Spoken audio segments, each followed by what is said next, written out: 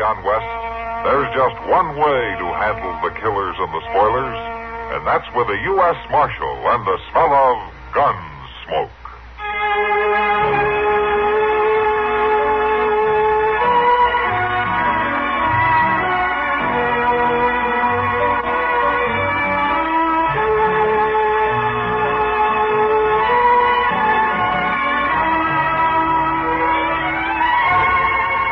Gunsmoke, starring William Conrad, the story of the violence that moved west with young America, and the story of a man who moved with it. I'm that man, Matt Dillon, United States Marshal. The first man they look for and the last they want to meet. It's a chancy job, and it makes a man watchful and a little lonely.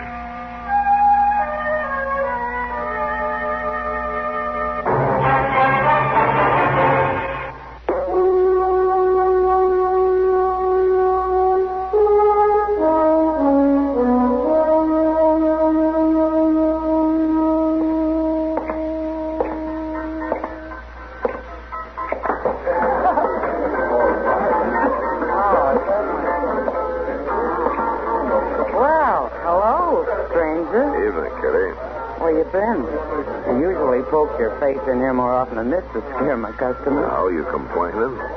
No. It usually coaxes him into buying another drink. Well, speaking of drinks, Kitty, Sam? Yeah? One for the marshal. Sure, Kitty. Something the matter, Matt? Oh, no, nothing the matter, Kitty. It's just one of those nights, you know. No trouble? No trouble. No, nothing.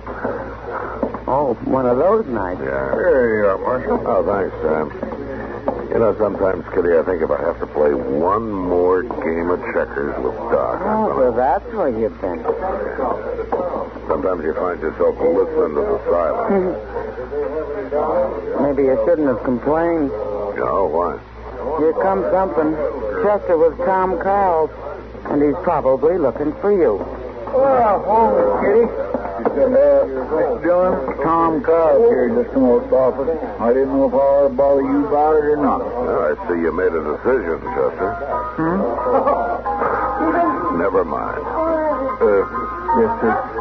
Well, anyways, why don't you just tell him what you've seen, Tom? Well, Marshal, I don't really know what it was, but... Well, it was down there in the willows, thrashing around like maybe it was some kind of an animal or something. Well, I got to thinking maybe it was an engine or a road agent or something. Now, wait a minute, Tom. Where was this?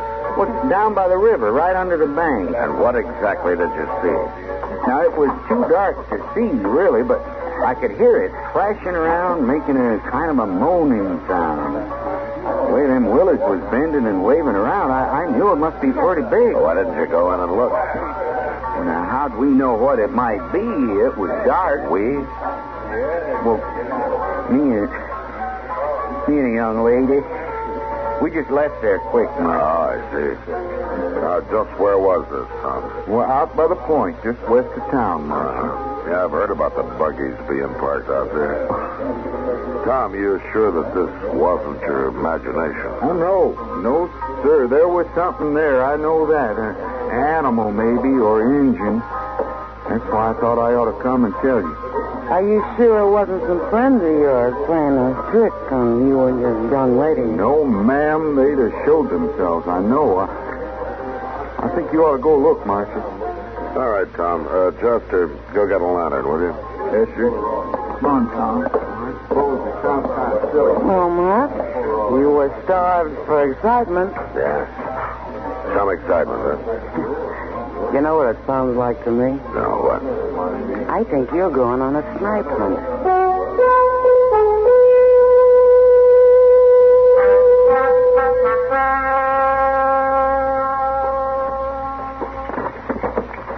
Over this way, Marshal. Come on, Doc. It's a fine thing to get a man out of bed for. And he said there was a moaning sound. You might be needed. Probably some blame drunken cowboy. You had nothing better to do. What about sleeping? It's near midnight. You're always complaining about not being able to sleep anyway, Doc. Right down there, Marshal.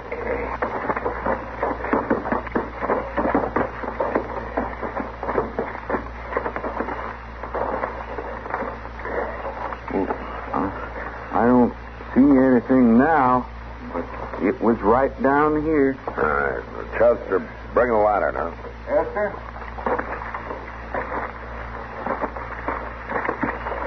Where we're going to get wet feet. And we can catch his death on a night like this. Over here, Chester.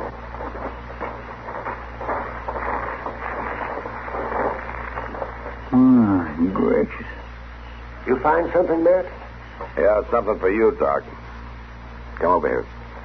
My golly, Mr. Dillon. You recognize him? Yeah. It's old Truck Marsh. That trapper who went through here with his partner last fall. Just hold that lantern a little bit higher there, will you, Chester? Sure, now. That's better right there. I declare I never would have recognized him. What could have done that to him, Mr. Dillon? Some big animal of some kind, a bear maybe, or a wolf. This close to town? That's possible. Oh, Doc, what about him?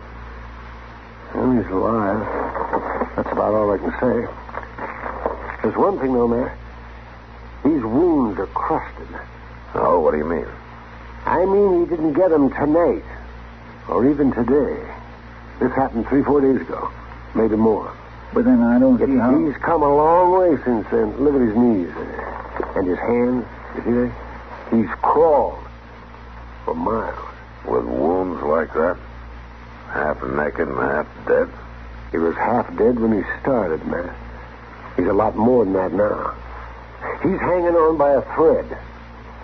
We'd better get him to my office.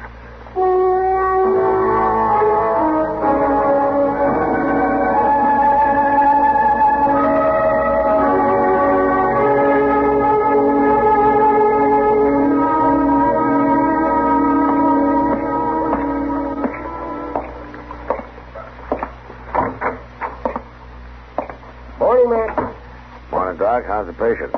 Well, I don't know how, but he's alive. And not just alive, but kicking, too. Oh? Hey, Doc, I'm hungry. See what I mean, Matt? You saw how he was not 12 hours ago. Who'd have believed it? Yeah. Can I talk to him? Why not? I can't keep him quiet anyway. Hello, Tug. Howdy, Marshal. Why don't you make that dang doctor give me something to eat? I'm making you some soup. Now shut up. Soup? I ate that in a week, and he gives me dishwater. You couldn't keep anything else down, and you need nourishment. Oh, dang it, if I could just get out of this darn bed. Take it easy, Tug. You've been through an awful lot. You're telling me what I've been through? Now, I'm asking you. You want to tell me about it? It ain't no affair of the law. Maybe not. I just happen to be curious. Well, if you had any brains, you could see. I tangled with a bear, that's all. When was this and where? Oh, maybe 6-7 days.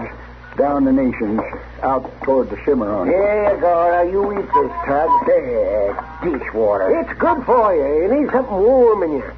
Hey, Doc, you ain't told me. You think you can fix me up? There's nothing to fix up. The scar tissue's already forming. I ain't going to be so pretty, huh? Oh, well, that bear took half your scalp and a good part of your face. So there's nothing I can do about that, Tug. Well, I never was too handsome anyways. But that's all right. I'm a trapper, not a drummer. And them Cheyenne squaws ain't scared off by a few scars. What about my arm? You lost some muscle, but you'll have some movement left. Tug, the main thing is that you're alive and mending. Here, now, take some of that soup. With rest and a little food, you'll be walking around again in a few days. Maybe trap it again in a month. I got something to do first. Tug, tell me what happened, huh? I told you I tangled with a grizzly. Walked into him in this thicket, and the critter attacked me before I get my gun up. Finally killed him with my knife, but not before he chawed me. What about your partner, Billy Adams? Yeah, he couldn't wait. Couldn't wait? Found me near dead. Done what he could, but wasn't much. We both figured out of the goner. And there's hostiles around. Comanches. He's nervous, I guess.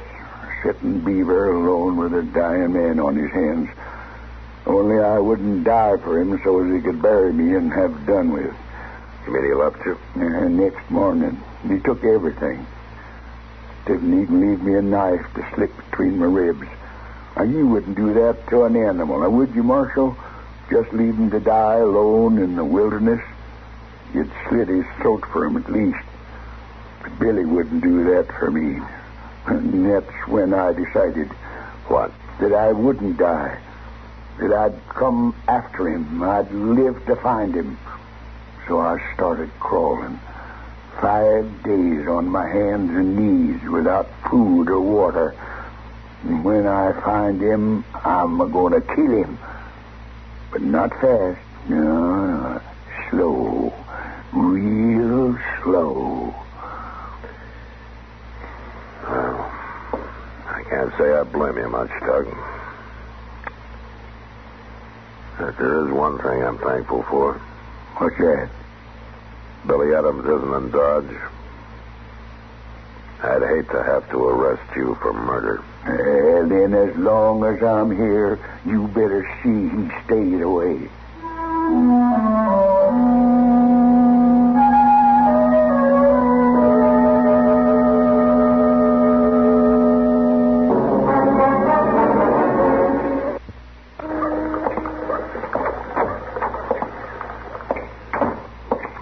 Well, Matt, you're late.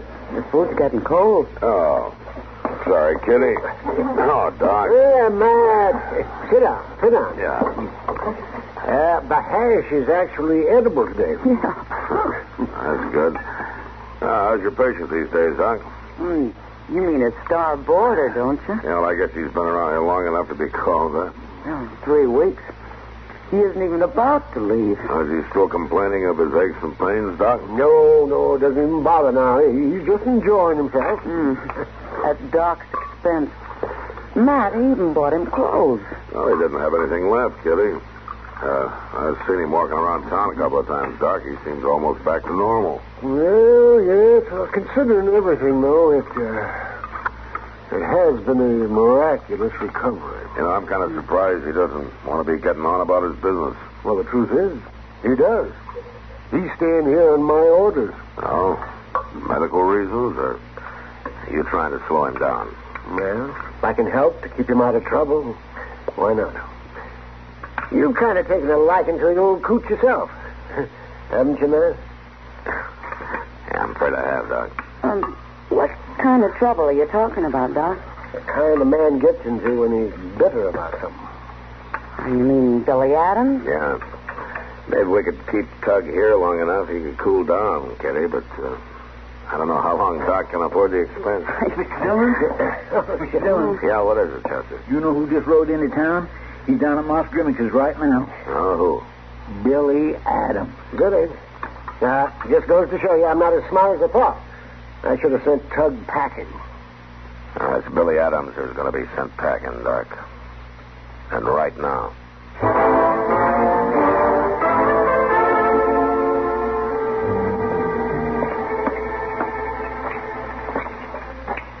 Hey, Moss. Oh. Hello, Marshal.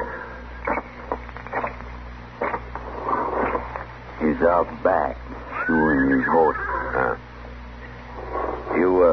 You didn't tell him anything about Tug being here or alive, huh? Wasn't my business to, Marshal. Good.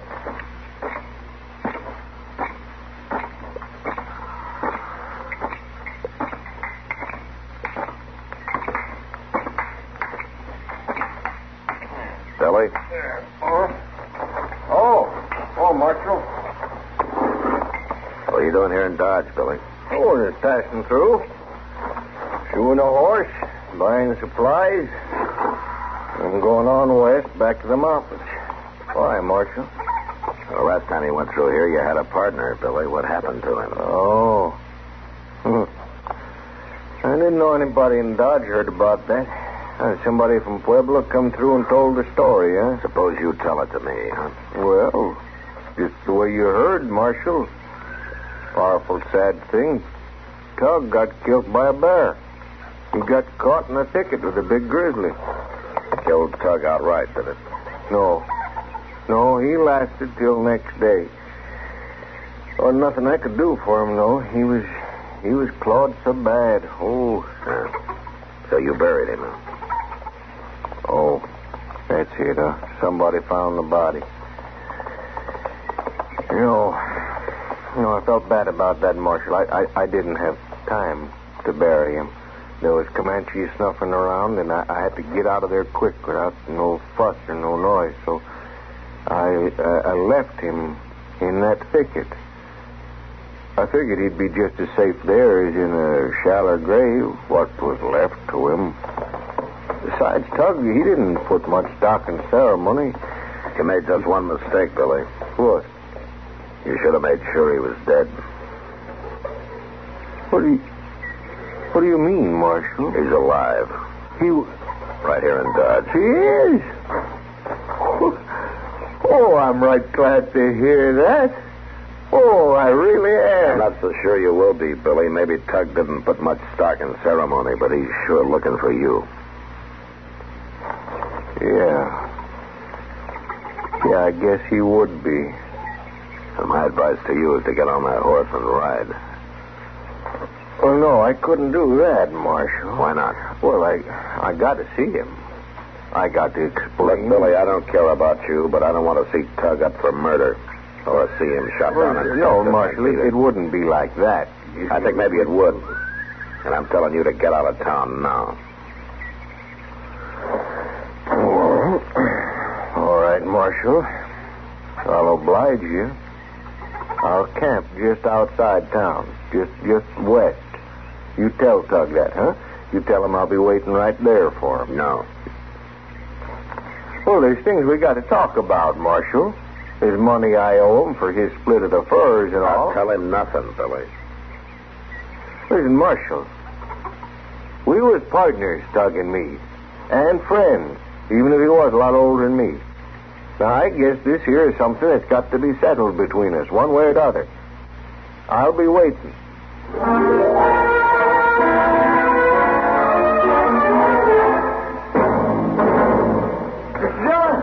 Yeah, Chester.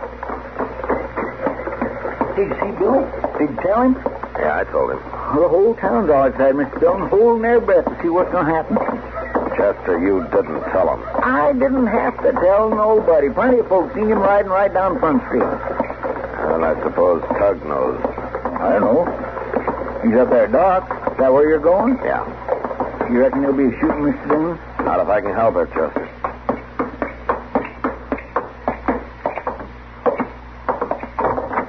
Oh, wait a minute. You let go of me. Now, run away. No. Oh, Matt. Oh, I'm glad you're here. Now, don't try to stop me, Marshal. Get out of my way. I see you've heard the news. Yeah, I heard all right. Ain't nobody going to stop me. You don't even have a gun. You're going to tackle him with your bare hands? Maybe I will. I could break him in two. Well, he's got a gun, so maybe you better think it over, huh? Nothing you can say is going to stop me, Marshal. Now, wait a minute, you obstinate old fool. Billy was your partner. He was your friend, so he deserted you. All right, maybe you got a cause for a grudge. Maybe. All right. But what good's it going to do for one of you to get killed just to satisfy your need for revenge? Tug, he wants to give you your half of the profits from the furs and trapping outfit. You talked to him? Yeah, I did. And he told me his side of it. He thought you were already dead. That's a lie. Maybe it is.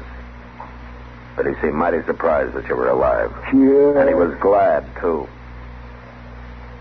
Glad? I'll bet. It's true. And he wouldn't take my advice to run away. He's waiting for you outside town. He told me to tell you that he wants to see you, Tug. Yeah. I'll see him all right. Soon as I get me a gun. Tug, isn't there anything I can say that'll stop you? Ain't none of your business, Marshal. I got a right to go after him, ain't I? Yeah, I guess maybe you have. All right, then. I'm going to find me a gun.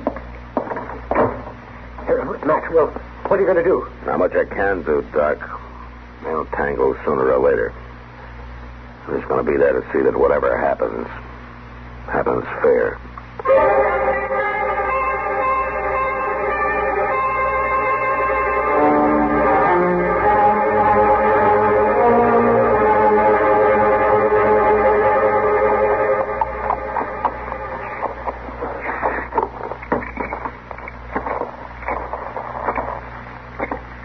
Well, Marsh, what you doing out here? I came to warn you, Billy. Tug's on his way. Yeah. Well, sit down, have some coffee. Are you cooking? Oh, I might as well. I take it you're going to stay for the show. What are you planning on doing, Billy? Well, you'll see, Marshal. I don't think it's none of your business. Look, Billy, there's still time. Why don't you get on that horse and go? It's going to save an awful lot of trouble for everybody. You don't know Tug real good, do you, Marshal? He'd only get madder if I run. He'd just keep hunting until he found me again. Besides what? Well, I guess he's got a right to... He's got a right to hold a hate for me. I done a wrong thing. Leave him like that. Billy. You really didn't think he was dead, did you? No, but I thought it was just a matter of minutes, and there was minutes might have meant I'd be dead, too. I guess it was wrong of me to think of saving my own life. Well, at least that was a human mistake to me. I'm just glad now I didn't go ahead and do what I almost did, what I thought I should have done. What do you mean? Well, you know what you do for any dying animal. Took out my knife. I held it up to his throat. I couldn't bring myself to it, and I'm glad now. Yeah. In a way, me being a coward that way, that saved his life, and I'm glad of that. He done a lot for me, Marshal. He was like a father, Tug. He taught me all I know. How could you go up and leave him, Billy?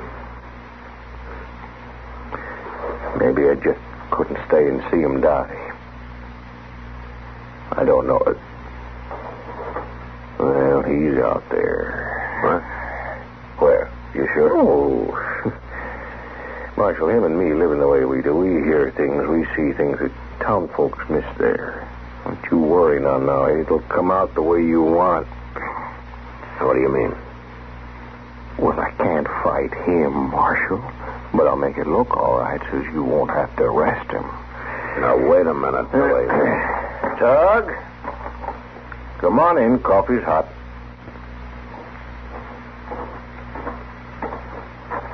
Hello, Billy.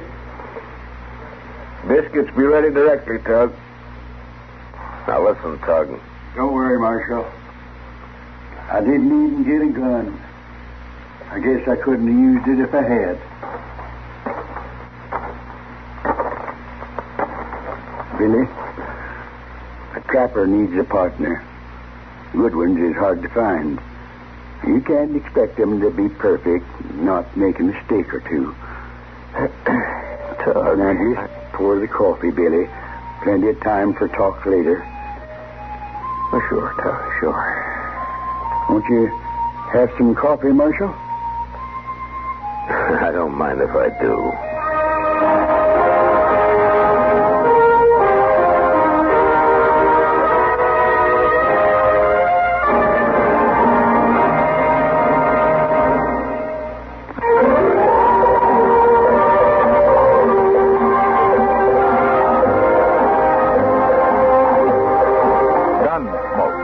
Produced and directed by Norman Macdonnell, stars William Conrad as Matt Dillon, U.S. Marshal. The story was specially written for Gunsmoke by John Dunkel, with editorial supervision by John Meston. Featured in the cast were Ralph Moody, Lawrence Dodkin, and Vic Perrin.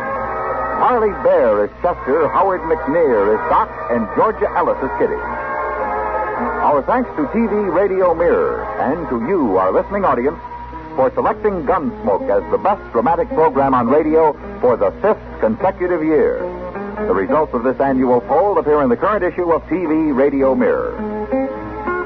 This is George Walsh inviting you to join us again next week for another story on Gunsmoke. This is the CBS Radio Network.